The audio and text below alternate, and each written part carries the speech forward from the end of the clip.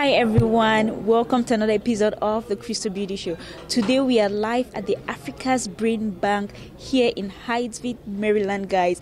It's actually a summit that takes place once every year. We have a lot of scholars, we have a lot of experts from all over the world, Africans coming to share their knowledge so that we as Africans can grow together, and you guys don't want to miss it.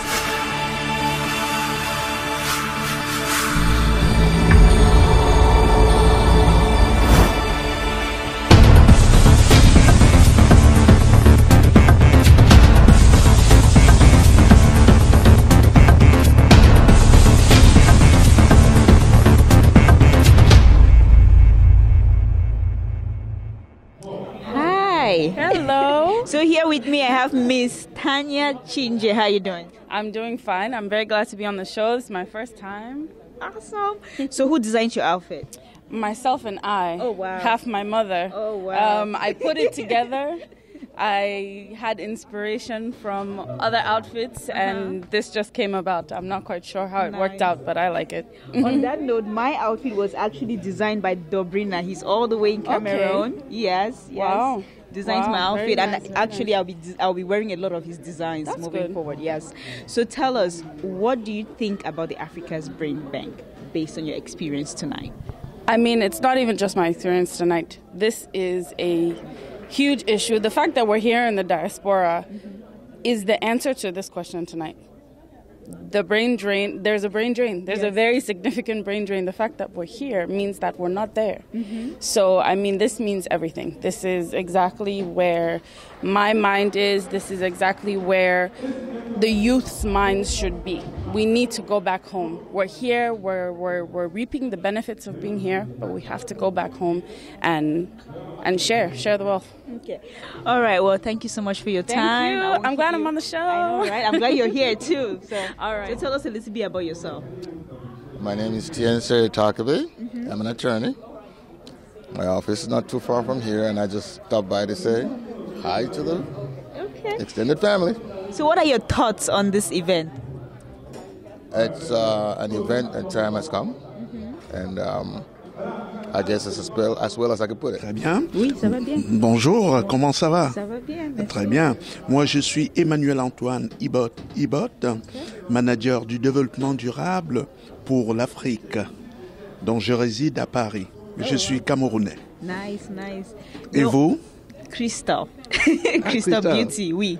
Je suis invité par Brana Nea, qui est la partenaire de l'ambassadeur de l'Union africaine. Dans les années prochaines, comme vous voyez bien, au vu de moi actuellement, j'ai pris ma retraite anticipée à mes 60 ans pour implémenter un projet de toilettes publiques en Afrique. Cela veut dire l'hygiène publique, surtout dans le secteur de l'Afrique centrale, l'Afrique subsaharienne. Il n'y a pas d'assainissement, ni tout à l'égout. Donc j'ai ce projet en place qui est investi, qui se met en place au Cameroun. I'm glad I'm part of this movement that is happening for Africans in diaspora for Africa. So for those of our viewers who do not know who you are, can you tell us a little bit about yourself? My name is Sheyi Brown. I am from Nigeria, and I live here in America. I live in Los Angeles, California. I'm a comedian, TV host. I'm an entertainer. Okay, so I co-hosted this event tonight at the first ever Africans Brain Bank Summit and Charity Ball. Great. So what is it about this event that made you to want to be a part of it? Because obviously you don't take every job that comes your way, right? Yeah. So what was it about this event that made you want to be part of it? Well, like I said, we all, as individuals, we give back to our immediate family members. And this is an opportunity for us to give back to Africa at large. And, most people back home depend on us, for one financial assistance or the other.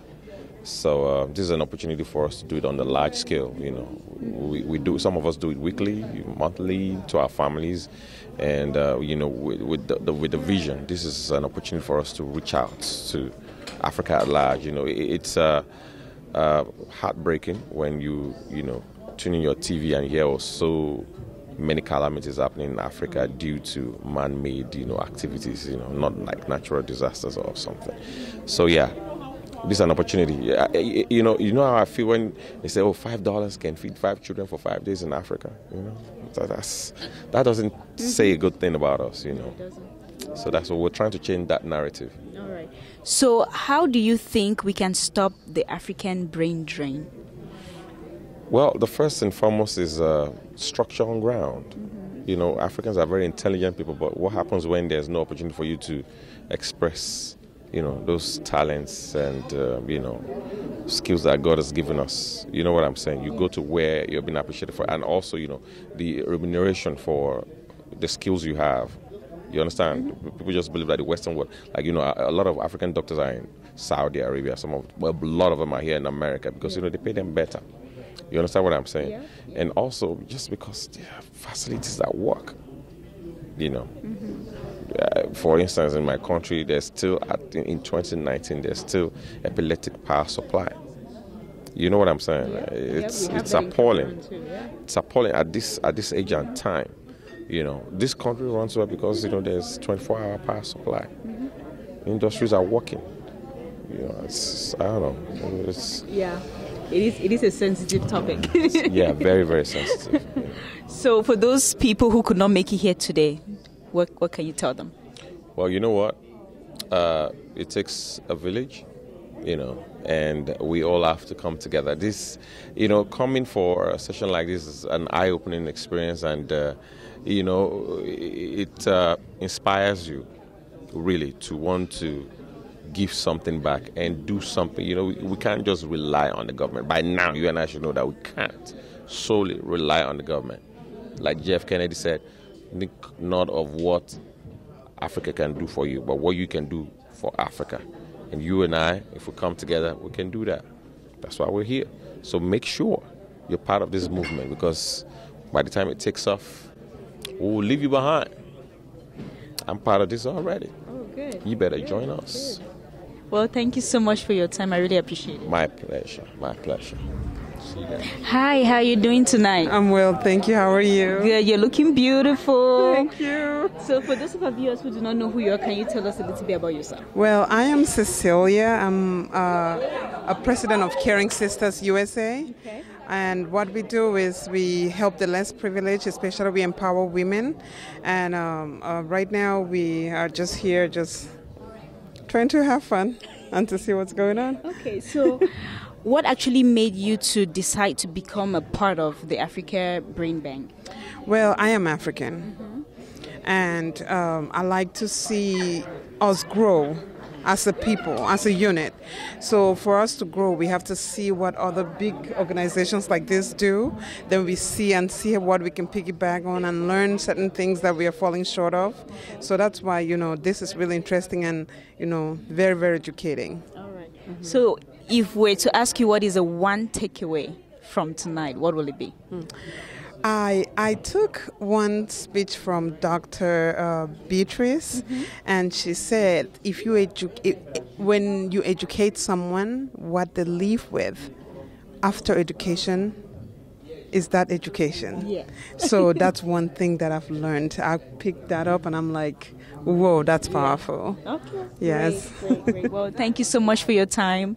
Have fun in there. Thank you so much for having me. So how are you doing tonight? Excited. Good. Who designed your outfit? Fab Couture. Oh, wow. In Ikeja, in Lagos. Nice. I'm actually wearing a Cameroonian designer as well, based in Cameroon. So we're out here promoting Cameroonian businesses. So for those of our viewers who do not know who you are, can you tell us a little bit about yourself? My name is Dotun Adeoye. I live in the UK. Mm-hmm. So I came to support my sister, Reverend Pam. Our dreams are very much in alignment. I started an organization called Innovate Africa, which is 100% what the ambassador was saying today. So that's why I went up to her. The sole aim, the major aim of the organization is the diaspora, to give them a track to run on, to create things back home without returning home. Mm-hmm. So what we're trying to do is, if you have ideas, if you have a network, if you have something you think can work, what we do is we give you the support to be able to make things happen. We raise funds for you, we coach you, we give you a network, we help you incubate it, everything. And we started not long ago, but we're now in 9 countries. It's going to be 15 within the next 6 weeks. And basically, what in the UK now, in the US, we have someone in the East Coast, in the West Coast, in the North in Minnesota, in the South in Texas. And basically, what I live for now, because I've had a good life, you know, I grew up privileged and things were okay. And I go to the Western world. I've been blessed to have very good consulting roles and then started my own digital agency. It got to a point where I thought, is this what life is about? Being comfortable, going on holiday with family, and people are dying back home, things are not working well. So Innovate Africa is not doing anything new. What we're trying to do is to build a bridge for the diaspora to be able to create stuff back home. And in case of the agriculture area, for instance, to have interventions in healthcare, in education, in housing, different sectors. And my role really is building up teams in different countries, making sure that everywhere we have people of black skin color, we are present there to tell them of what is possible. So we started in Brazil and Cuba. We're going to Caribbean. We're going to, we're already in Australia. We're going to New Zealand as well. So we're going to go to South America, places like Colombia. It's basically when you're a black-skinned person, no matter how good you are, people disrespect you, like the ambassador was saying. So we're saying spiritually, your haven, your anchor, like the ambassador said, is Africa. Let us help you without going back to invest in cash or in kind. That's what we do. That sounds really good. So how do you think we can actually stop the Africa brain drain that was mentioned tonight? Well, it's a global village, the world is. You cannot stop people moving. Now, with the free movement that's going to happen, you're going to have an internal brain drain as well, because you're going to have people rushing to Rwanda. So what's going to happen with this free trading, which is a good thing, is you're going to have some countries who will want to pull out of it when the reality happens. For instance, South Africa and Nigeria, the 2 largest markets, are yet to sign up because they are saying that they're going to have a lot of influx of inferior goods from other countries because they're already worried about what China is doing to them. However, the Africa brain drain really is about the loss of specialties going to the Western world. What the diaspora can do, which is why I came to support Reverend Pam, is basically helping to improve capacity on the ground. If everybody return home, it's not going to solve the problem. Yeah. We need to focus heavily on capacity building, on training, on education. So that's why we have a 30-year plan. With the 30-year plan, we know it will take a generation. So 2 generations we have budgeted that within 2 generations we'll be able to be in a place where a lot of the skills, a lot of the things that has to be done will be done. That's why my 10-year-old daughter is already getting involved.